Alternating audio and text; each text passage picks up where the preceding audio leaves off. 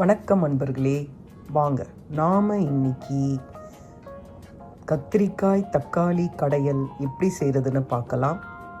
அதுக்கு நான் இந்த சைஸ் அளவுள்ள வெங்காயம் எடுத்திருக்கேன். உங்ககிட்ட சின்னதாக இருந்ததுன்னா 2 வெங்காயம் எடுத்துக்கோங்க.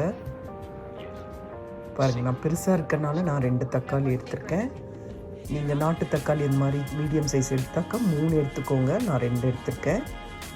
ஒரு கைப்பிடி அளவு கறிவேப்பிலை எடுத்திருக்கேன். 3 பச்சை மிளகாய் எடுத்திருக்கேன். 5 பூண்டு. இது ரொம்ப பெருசுங்க, அதனால் 5 பல் பூண்டு எடுத்துக்கோங்க. அதுக்கப்புறமா ஒரு கைப்பிடி அளவு கொத்தமல்லி எடுத்துக்கோங்க. அதுக்கப்புறம் 4 கத்திரிக்காவை நான் இந்த மாதிரி ஸ்லைஸ்டாக கட் பண்ணி வச்சுருக்கேன். இதை தண்ணியில் கட் பண்ணிவிட்டு தண்ணியில் போட்டு எடுத்து அலம்பிட்டு திரும்பி தண்ணியில் ஊற போட்டு எடுத்து வச்சுருக்கேன். இந்த மாதிரி இதை தண்ணியில் போட்டு வைங்க. நான் உங்களுக்கு காட்டுறதுக்காக இதை வச்சுருக்கேன். அவ்வளோதாங்க. வாங்க நாம் கத்திரிக்காய் தக்காளி கடையில் எப்படி செய்கிறதுன்னு பார்க்கலாம். திரும்பி உங்களுக்கு சொல்கிறேன். இந்த சைஸாக வெங்காயம் இருந்தால் 1 எடுத்துக்கோங்க, இல்லைனா 2 மீடியம் சைஸ் வெங்காயம் எடுத்துக்கோங்க. 3 தக்காளி எடுத்துக்கோங்க. சின்னதாக இருந்தால், பெருசாக இருந்தால் இந்த மாதிரி 2 எடுத்துக்கோங்க. 5 பல் பூண்டு, 3 பச்சை மிளகாய், கொஞ்சம் கைப்பிடி அளவு கறிவேப்பிலை, கத்திரிக்காய் நான் 4 எடுத்திருக்கேன், அதை ஸ்லைஸ்டாக கட் பண்ணியிருக்கேன். ஒரு கைப்பிடி அளவு கொத்தமல்லி. எந்த கத்திரிக்காய் வேணால் நீங்கள் எடுத்துக்கலாம். பச்சையாக இருந்தாலும் சரி, பெருசாக இருந்தாலும் சரி, இல்லை இந்த ஊதா கலர் இருந்தாலும் சரி, எந்த கத்திரிக்காய் வேணாலும் எடுத்துக்கலாம். இப்போ இதை நாம் நறுக்கிக்கலாம். வெங்காயம் தக்காளி எல்லாமே பெருசாக நறுக்கிக்கலாம். ஏன்னா இதை நம்ம எண்ணெயில் போட்டு வதக்க தான் போகிறோம், அதனால எல்லாத்தையும் நறுக்கி எடுத்துக்கலாம். இப்போ நாம் உங்களுக்கு காட்டின வெங்காயம் தக்காளி கத்திரிக்காய் இதெல்லாம் நாம் நம்ம எண்ணெயில் போட்டு வதக்கி எடுத்துக்க போகிறோம். நான் அதுக்கு 5 டேபிள் ஸ்பூன் நல்லெண்ணெய் விட்டுருக்கேன். நல்லெண்ணெயில் நீங்கள் வதக்கினீங்கன்னா ரொம்ப டேஸ்ட்டு நல்லா சுவையாக அருமையாக இருக்கும். இந்த எண்ணெய் இவ்வளோ இருக்கேன்னு பார்க்காதீங்க, ஏன்னா அரைச்சி கொண்டு வந்த பிறகு திரும்பியும் அதை நாம் வதக்க போகிறோம். பாருங்கள், இதை போட்டு நல்லா வதக்கிடுங்க. நான் எல்லா பொருளையும் இதில் போட்டு ஃபஸ்ட்டு வெங்காயம் வதங்கட்டும் நல்லா, அதுக்கப்புறம் மற்ற எல்லா பொருளையும் நாம் சேர்த்துடலாம். இப்போ இதில் நான் வெங்காயம் பூண்டு பச்சை மிளகாய் கறிவேப்பிலை இதை போட்டுட்டேன். இது நல்லா வதங்கட்டும். இது சீக்கிரமாக வதங்குறதுக்கு கொஞ்சம் உப்பு போட்டுக்கோங்க. இது நல்லா வதங்கின பிறகு நாம் தக்காளி கத்திரிக்காய் எல்லாத்தையும் போட்டுடலாம். எவ்வளோக்கு எவ்வளோ வதங்குதோ அந்தளவுக்கு இந்த தக்காளி கத்திரிக்காய் கடையல் ரொம்ப சுவையாக இருக்கும். இது இட்லி, தோசை, சாதம், சப்பாத்தி எல்லாத்துக்குமே தொட்டுட்டு சாப்பிட்லாம், ரொம்ப அருமையாக இருக்கும். இது நல்லா வதங்கிட்டவங்க. வதங்கின பிறகு உங்களுக்கு நான் காட்டுறேன்.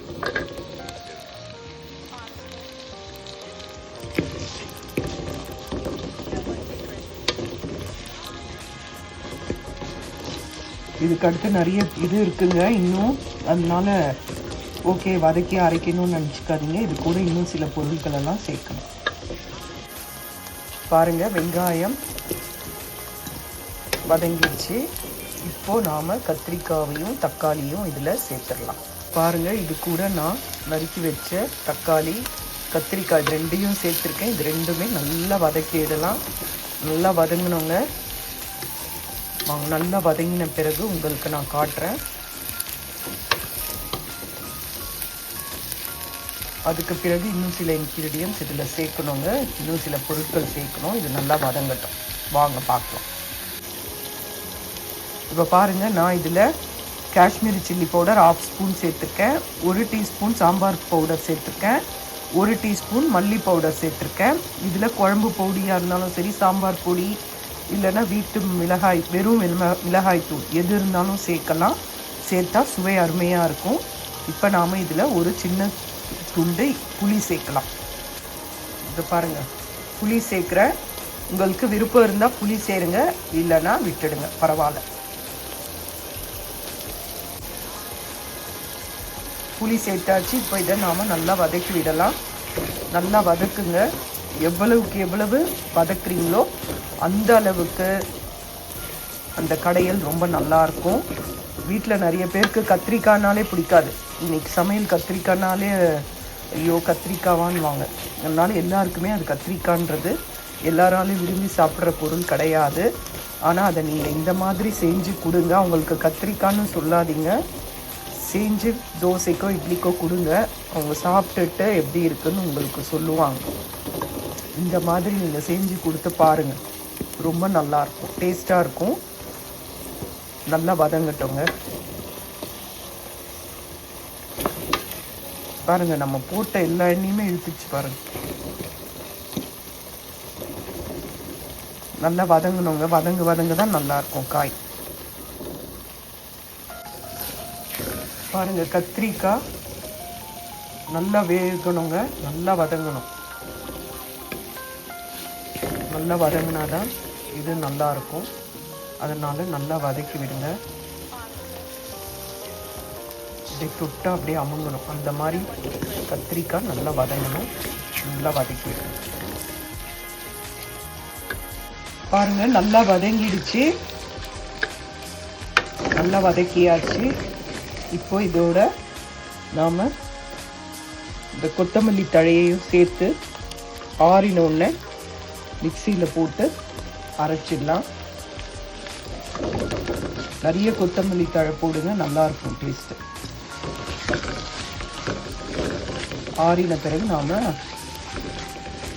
இதை அரைச்சி எடுத்துக்கலாம். அடுப்பு ஆஃப் பண்ணுங்க. கொத்தமல்லி தழை போட்டு ரொம்ப வதங்க வேண்டாம்.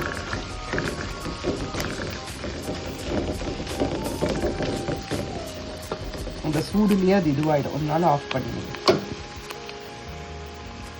பாருங்கள், நம்ம வதக்கின பொருளை அரைச்சி கொண்டு வந்தாச்சு. அதை நாம் திரும்பியும் பேனில் போட்டுட்டேன். நான் திரும்பியும் வதக்கின பேன்லேயே அதை போட்டுட்டேன். இப்போ இதில் நம்ம கொஞ்சோண்டு இந்த மிக்சியில் இருக்கிறத மட்டும் நல்லா கலக்கி இதில் விட்டுடலாம். ஒரு 1/4 கிளாஸ் தண்ணி விட்டு, பாருங்கள், 1/4 டம்ளர் தண்ணி விட்டாச்சு. இந்த மிக்சியில் இருக்கிற அந்த பேஸ்டெல்லாம் தண்ணி விட்டு அலம்பி இதில் விட்டாச்சு.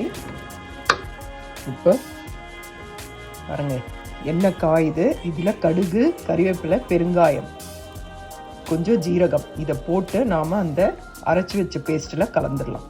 தாளிப்பு ரெடி பண்ணியாச்சு. கடுகு, பெருங்காயம், ஜீரகம், கறிவேப்பிலையை போட்டு தாளிச்சாச்சு. இப்போ இதை எடுத்து நாம் அந்த அரைச்சி வச்ச பேஸ்ட்டில் இதை போட்டு விட்டுடலாம். தாளிப்பை இதை கொட்டியாச்சு. இப்போ இதை நல்லா கலக்கி விடுங்க. ஒரு 5 நிமிஷம் நல்லா வதக்கி விடுங்க.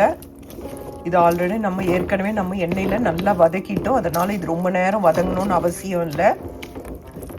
தாளிப்பு கொட்டின பிறகு ஒரு 10 நிமிஷம் நல்லா வதக்கி விடுங்க. வதக்கி விட்ட பிறகு நம்ம இட்லி, தோசை, சாதம், பூரி, சப்பாத்தி எல்லாத்துக்குமே இது தொட்டு சாப்பிடலாம். ரொம்ப அருமையாக இருக்கும். இதை செஞ்சு பாருங்கள். இது நல்ல டிஷ்ஷு. இது ஒரு வாரம் ஆனாலும் நீங்கள் ஃப்ரிட்ஜில் வச்சுருந்து சாப்பிட்டீங்கன்னா கெட்டு போகாது. இது நல்லாயிருக்கும். ஏன்னா எண்ணெயில் போட்டு நம்ம வதக்குனனால இது கெட்டு போகாது. இது நல்லாயிருக்கும். இதை செஞ்சு பாருங்கள். கத்திரிக்காய் தக்காளி கடையல் ரெடி. செஞ்சு பாருங்கள். செஞ்சு பார்த்துட்டு உங்களுக்கு இந்த வீடியோ பிடிச்சிருந்தால் லைக் பண்ணுங்கள். நன்றி, வணக்கம்.